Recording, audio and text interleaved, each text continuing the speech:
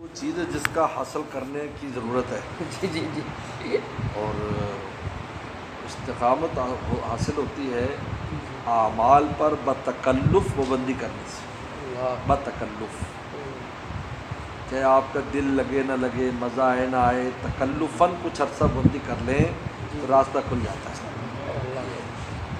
کچھ دن تکلف. لیکن ہم اصل میں کرتے ہیں کہ جب تک ہمیں مزہ آتا رہے تو کرتے، جب نہ آئے تو چھوڑ دیا، یار آج دل نہیں کر رہا. یہ نہیں، اچھا دل کرنے پر نہ چلے، دل کرنے پر نہ چلے، عمل معمول پورا کرنا ہے، دل کرے نہ کرے تو پھر استقامت نصیب ہو جاتی. اس لیے یہ ہمارے حضرت والا فرماتے تھے کہ جب کیفیت کوئی آتی ہے نا، کیفیات ہم پر یہ مہمان ہوتے ہیں، یا جو آئیں گی چلی جائیں گی، آئیں گی چلی جائیں گی. کیفیت ایک حال پر کبھی نہیں رہتی.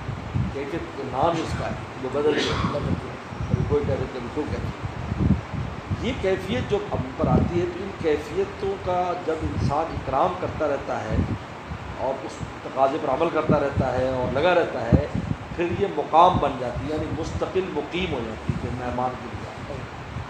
جیسے مقیمین ہے نا ریمنڈ میں لسٹ سے ڈال کے پڑے ہوئے وہاں، باقی جب مہمان ہوتے ہیں 2-4 دن بعد تشکیل ہوتی ہے، لیکن وہ وہیں بستر لگا کے پھر یہ مقیم، اس کو مقام کہتے ہیں.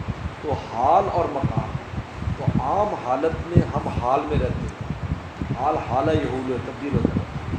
لیکن جب وہ حال کے اوپر کوشش کرتا رہے کہ یہ حال مقام بن جاتا ہے. جب مقام بن جاتا ہے تو پھر آپ کے ہاتھ میں جب چاہیں آپ کو جو چاہے کر یہ مقام ماشاء اللہ. پھر آپ کو ہر وقت ہر چیز حاصل، کوئی مسئلہ نہیں. یہ مقام جب رونا چاہیں گے رو لیں گے، جب یہ رونا نہیں آ رہا نہیں، جب رونا چاہیں گے تو آرام سے رو لیں گے.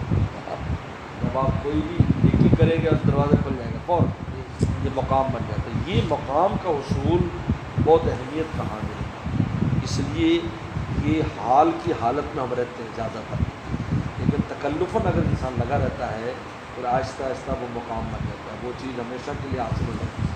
ماشاء اللہ. کوئی مسئلہ نہیں ہے. پھر دل چاہے نہ چاہنے والے مسئلہ ختم ہو جاتا ہے. ہر وقت ہی چاہتا ہے، جب چاہو گے چالو، جب چاہو چالو. جیسے جیب میں انسان کے ہر وقت پیسے ہوں تو جب چاہے جو چاہے خرید لے چیز، چاہے نہ خرید چاہے خرید.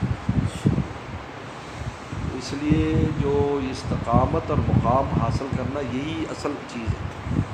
اس لیے کہا کہ الاستقامہ فوق الف کرامہ، ایک عمل پر استقامت کا مل جانا 1000 کرامتوں سے افضل ہے، کیونکہ یہ موت تک چلے گی. یہ ماشاء اللہ. اور جب موت تک ایک نیکی چلے گی تو احب الاعمال اللہ ادوم و بین اللہ، اللہ تعالیٰ کو سب سے محبوب وہ عمل ہے جو ہمیشہ ہو چاہے تھوڑا ہو. تو سب کو ہے کہ محبوب عمل کر رہے ہیں، یہ آپ بھی محبوب ہے. اور پھر اس کے اندر سب سے بڑی بشارت ہے اس آدمی کا خاتمہ ایمان پر ہوگا، کیونکہ وقت آخر تک نیکی کرے گا. وقت نیکی کرے گا تو ایمان تو مرے گا تو اس کا بدلہ بھی دے رہا ہے نا، اس لیے تو مستقل دی ہوئی ہے.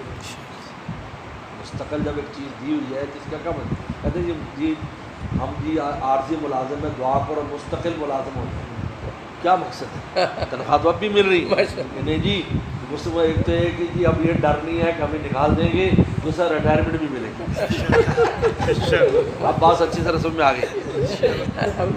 یہ ہے استقامت کا مطلب کہ اب ہمیشہ کے لیے تنخواہ ملے گی، ہمیشہ اجر ملتا رہے گا اس کام کا، اور ریٹائرمنٹ بھی ملے گا، بننے کے بعد اس پر اجر بھی ملے گا، خاتمہ ایمان پر ہوگا. ماشاء اللہ. سبحان اللہ. یہ بالکل ایک نئی مثال سے بات بالکل واضح ہو. اس لیے کسی بھی عمل پر استقامت، چھوٹا سا عمل کیوں، جیسے تلاوت عمل روزانہ ماشاء اللہ آپ کرتے ہیں اور آپ تھوڑی بہت آپ کو بالکل توفیق حاصل ہے، معمولی بات نہ سمجھیں. بہت نعمت آتا ہے. 2 رکعت نفل مثلا آپ روزانہ پڑھتے ہیں، معمولی نہ سمجھیں. احب الاعمال اللہ ادوم ان قل، اگرچہ تھوڑا ہے لیکن ہمیشہ ہوں، اللہ کو بہت محبوب ہے. احب یعنی سارے اعمال میں سب زیادہ محبوب ہے. تھوڑے ذکر، تھوڑا بہت، اس کو بالکل تھوڑا نہ سمجھیں، تھوڑا بہت زیادہ ہے لیکن اس پر دماغ ہے. خاتمہ ایمان پر ہوگا، انعام بھی ملے گا، سارا کچھ ملے گا.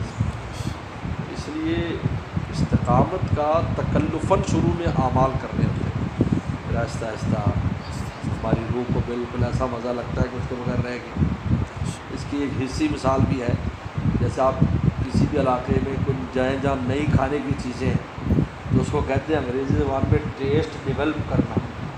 آہستہ آہستہ آہستہ آہستہ آہستہ جو مزیدار لگنے لگ گئی تھی. جیسے ہم شروع میں اللہ تعالیٰ حرمین لے گئے تو وہاں کے پھیکے کھانے یہ وہ تو شروع میں ہمیں عجیب سے لگتے تھے، لیکن جاتے جاتے اب ایسا مزہ آتا ہے کہ اس کی مزہ اسی میں سب سے زیادہ مزہ معلوم ہوتا ہے کہ یار اس میں جو مزہ ہے مزہ نہیں، اب ٹیسٹ ڈیولپ ہو گیا.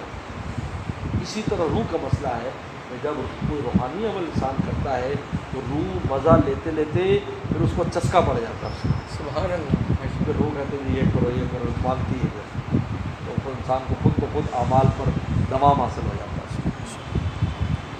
یہ روح کے بھی بڑے عجیب معاملات ہیں، یعنی روح کو بھی چسکا لگانا پڑتا ہے اعمال کا. شروع میں تکلفاً کرنا پڑے گا، پھر اس کو مزہ آنا شروع ہو جائے گا. بس وہ پھر اس لیے ہر آدمی کا جو بھی نیکی کے راستے پر ہر ایک کی روح کے الگ الگ مزے ہیں. کسی کو نماز پڑھنے میں مزہ آتا ہے، کسی اطلاعات میں، کسی کی ذکر میں الگ، کسی کو خیرات میں مزہ آتا ہے، اس کی روح کو یہ الگ الگ مزے ہیں.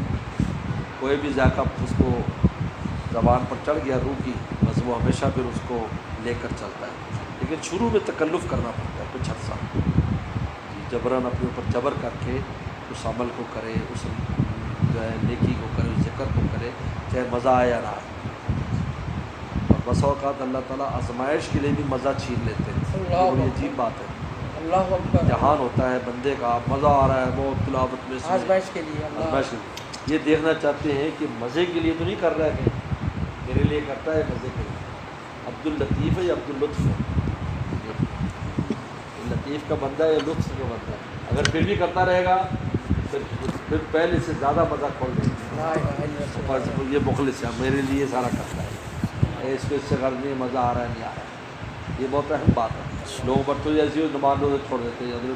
پہلے بڑا مزہ آتا تھا جی، اب نماز میں مزہ نہیں آتا جی تو میں پڑھ ہی نہیں جاتی. استغفر اللہ. بھائی یہ تو امتحان تھا تیرا، پڑھی نہیں جاتی. اب مجھے بتاؤ کہ امتحان کون سا ہے جس میں مزہ آتا ہے؟ امتحان مزہ آتا ہے، ہمیں کچی پکی کا دیا اس میں بھی مزہ نہیں ہے. تو اللہ تھوڑا امتحان لاتے ہیں، لیکن پہلے بہت مزہ آتا ہے.